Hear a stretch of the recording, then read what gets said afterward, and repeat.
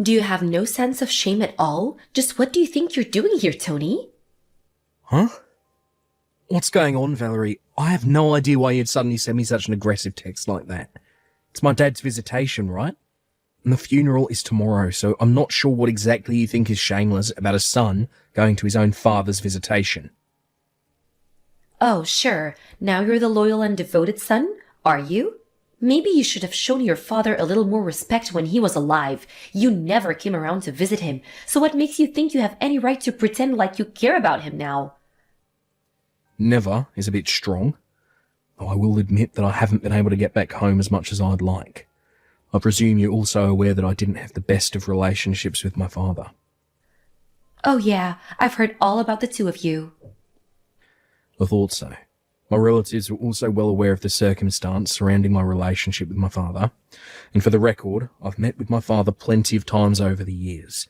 It just so happened that I mostly saw him at the homes of our relatives who live nearby. Despite the difficulties between us, it's not as if we had cut each other out of our respective lives. And since the visitation and the funeral are, in some sense, a sort of family reunion, I'd say there's no problem at all with me coming here today. Ugh, you're unbelievable. Like seriously? This is super gross. What are you doing? I'm sorry, Valerie, but you're going to have to be a bit more specific. What exactly am I doing that's so gross? Don't think I don't know. It's clear to everyone around you exactly why you're here right now. And that would be? Let me put this in the most delicate way I can. A broke high school dropout like you has no right to come to your father's funeral. Do I make myself clear? Actually, no. I don't really see why being broke or a high school dropout would preclude me from coming to my father's funeral. Care to elaborate? Do I have to spell it out for you? You're broke. You're a high school dropout. You're just here for money. Money? Yes, that's the only reason you bothered to come to the funeral. You're still not making any sense. I know that you're desperate to get your share of your dad's inheritance, but guess what? You're not getting any. So get out. There's nothing for you here. Inheritance? Did you by any chance find my dad's will? What will? Yeah, my point exactly. My brother and family told me that my dad passed away quite suddenly and hadn't had the opportunity to put together a will. As such, his inheritance will be split up according to the laws of our state. In other words, how my dad's estate is divided up between his heirs isn't something that I have any power at all to affect. It'll all be carried out automatically by the city government. If you're trying to confuse me with all that legal jargon, it's not going to work. All of that was layman's terms. I'm not sure which part you think was jargon. That's so like a high school dropout. They always use big words they don't understand to sound smarter than they are. Anyway, I'm planning to be in town until my dad's funeral is over. Oh yeah?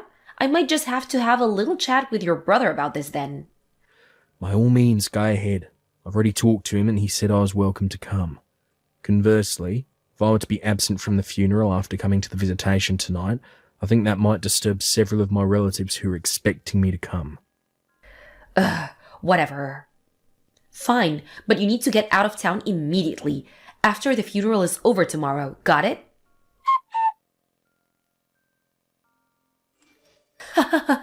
That's what you get? Valerie, would you mind explaining why you just dumped a bucket of water all over me? I may have let you come to the funeral, but a high school dropout has no right to sit in front with the family. You can sit in the back. You seem like you wouldn't be happy no matter where I sat. Well, duh.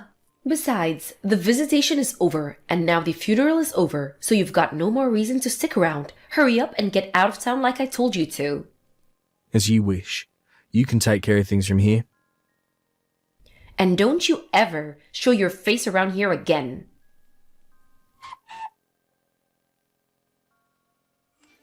Tony, I'm so sorry. Hey, Ellen. Thanks for taking care of the funeral today. It was lovely. Where are you right now? In a hotel across the street from the airport. I was planning to stay the night here, so I already had a reservation. My flight isn't until the morning, so I'm just kind of killing time until then. But what's up? Why are you apologising to me all of a sudden? When I heard what happened, I had to apologise. During the funeral service, I looked around and noticed you weren't in your seat anymore. My wife told me that you'd gotten sick and went to the emergency room, and I completely believed her at first. But then at lunch, I was talking to some of our family about you, and they said that Valerie had dumped a bucket of water on you and kicked you out of the church. I'm so sorry it took me so long to realise what had happened. Nah, don't worry about it, Alan. You've got nothing to apologise for. You had more than enough on your plate already with handling all the funeral arrangements. Be that as it may, I still need to take responsibility for what my wife did to you. Again, Tony, I'm so sorry for what happened. Oh, thanks for that, Helen. Like I said, I don't hold you responsible at all, but it's big of you to come and apologise to me like this.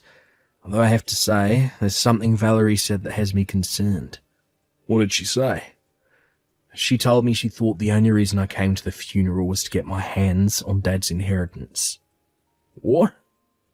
I bet that's a big part of the reason why she dumped water on me and kicked me out of the church. What the? How did she get that idea in her head? You're not even Dad's legal heir. Yeah, I was just as confused as you are. I don't know. I guess it would make sense that she didn't know all the details since she only married into the family. But no matter what I said, she refused to listen. She was so upset and excited about the whole thing that I was never able to give her a proper explanation. I see. But in any case, as long as Valerie is angry at me, it seems like my presence there would only cause more trouble than I've already caused. I know it's only been a short time since Dad died, and I hate to force this on you in such a difficult time, but is it alright if I leave everything from here on out to you? Yeah, it's no trouble at all. Leave everything to me. I'm sorry about everything that happened, really, I am. I'll contact you again once things settle down over here. Gotcha. Thanks again, Alan. Talk to you later.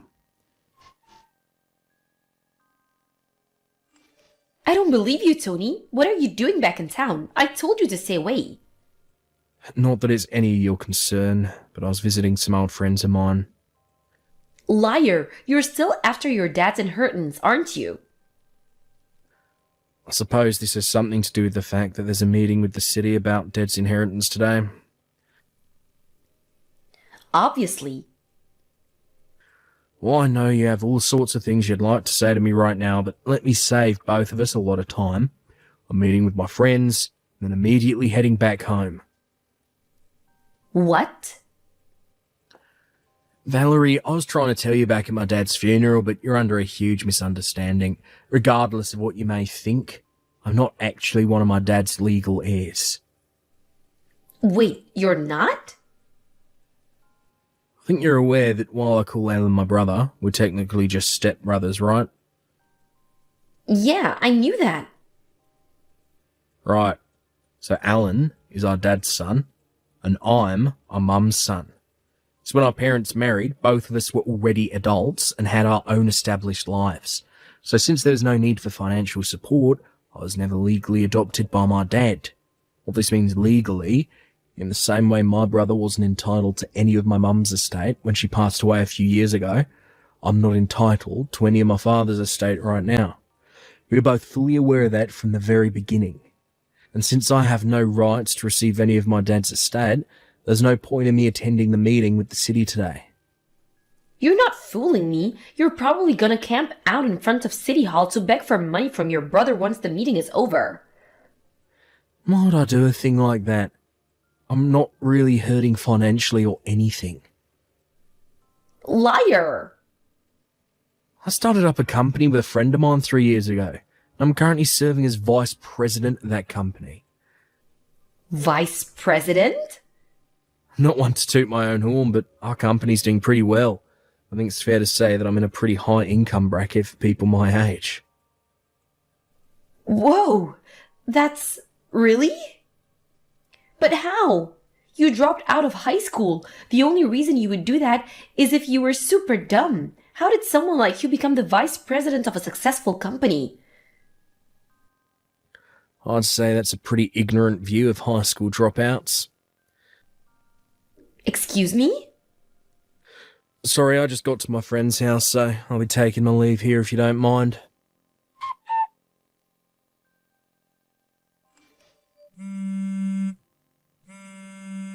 Tony, this is your doing, isn't it?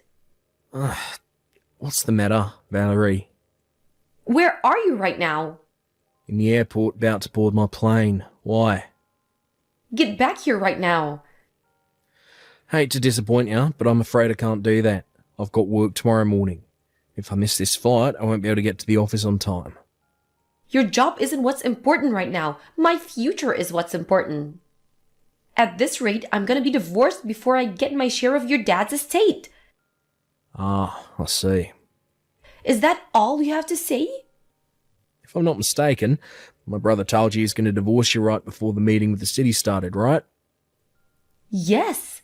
Now that you know what's going on, hurry up and get your butt over to City Hall right now and fix what you did. Fix what exactly?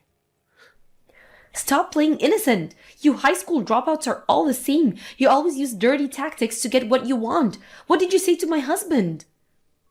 Whatever you said, it got my husband to divorce me. I'm gonna lose my share of his inheritance. Oh, well, Valerie, I'm afraid to say that you're once again drastically misunderstanding the situation. How? Ordinarily, this is a conversation that would be best to have in person, but in your case, I think writing it all out via text will help you understand. Just spit it out already. What did you do? I'll explain it step by step, so make sure you read each message thoroughly before moving on to the next one. First of all, about the inheritance. As I mentioned before, my deceased father's only legal heir is my brother, Alan. If my mother was still alive, then she would also be a legal heir as his wife, but she passed away a few years ago. So again, the only legal heir is my brother, Alan. Aren't you forgetting someone? What about me? No, I wasn't forgetting anyone. My brother is the only legal heir. What? Let me explain this in the absolute simplest possible terms. According to local, state, and federal law, daughters and sons-in-law are not considered to be legal heirs with inheritance rights. Wait, really? Name the event you're adopted as their legal child or written into their will as an heir, then yeah, you would be a legal heir with inheritance rights. As far as I'm aware, that didn't happen in your case. So once again, the only legal heir is my brother. Then why did he divorce me? If I was never gonna get any of the money, then what's the point in divorcing me? Oh, I believe that my brother's divorcing you for reasons that have nothing to do with the inheritance. Then why? Ah, speak of the devil. Looks like Alan is trying to call me right now. Alan? Really? I'm sorry, but if you'll excuse me, I'm going to take this call. I'll message you when I'm finished. Sorry to keep you waiting, Val. According to my brother, as soon as he told you he was divorcing you, you ran away and locked yourself in your room before he had a chance to give you an explanation as to why. Suppose the reason you text me right now is most likely because you're convinced, for whatever reason, that I'm the one responsible. Correct? You are responsible. I know it was you. You're just mad at me because you found out you wouldn't get any of your dad's inheritance. Valerie, please. I wish you'd stop making such brash allegations against me. I already received my mother's inheritance several years ago when she passed away, and my brother is the only person with inheritance rights to our father's estate. Both of us have been well aware of this for quite some time now. What inheritance?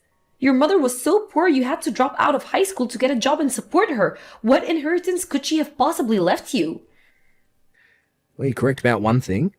We definitely had financial difficulties in my childhood years. I knew it. However, it was only for my childhood years. After I graduated high school, my mother took an enormous risk and opened her own interior decoration store. Really? It's quite successful, and she left me a sizable inheritance when she passed. Actually, that store's now being run by my wife. My mother had been training her up in preparation to take over when she retired. Oh. So, as you should now be able to tell, I'm not quite in as hard of financial straits as you are at this point in time. Hey, what's that supposed to mean? You're making it sound like I'm the one who's dirt poor. I wouldn't make a claim like that without any justification. As I understand it, you have outstanding debts totaling $30,000. How did you? Then there's the matter of your infidelity. My what? Sorry, allow me to rephrase. My brother is divorcing her because of your affair. Oh, He only gave me a basic overview, so I'm a bit short on the specific details, but from what he said, he seems like he did his homework. You should operate on the assumption that he knows basically everything. no way. I worked so hard to hide it from him. It would seem that you left behind a trail of breadcrumbs which Alan picked up on. Now then, if you'll excuse me, Wait, I just heard the call to start boarding my plane, so I'll take my leave here. but how did... I never thought I'd actually get caught.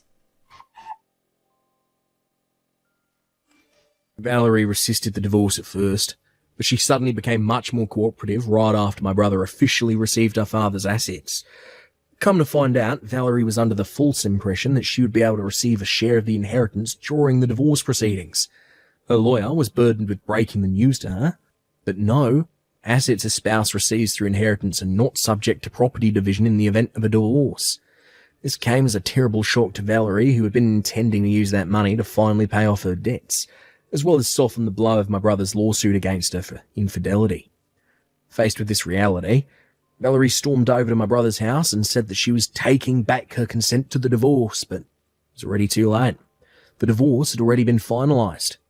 Not to mention my brother wasn't even at the house because he had already sold it and moved. After being abandoned by her husband, she tried to run back to the man she was cheating with, but he turned her away. She then went to her parents, who also turned her away. She's now living in a run-down subsidised apartment, working multiple part-time jobs and gradually chipping away at her multiple sources of debt while barely managing to scrape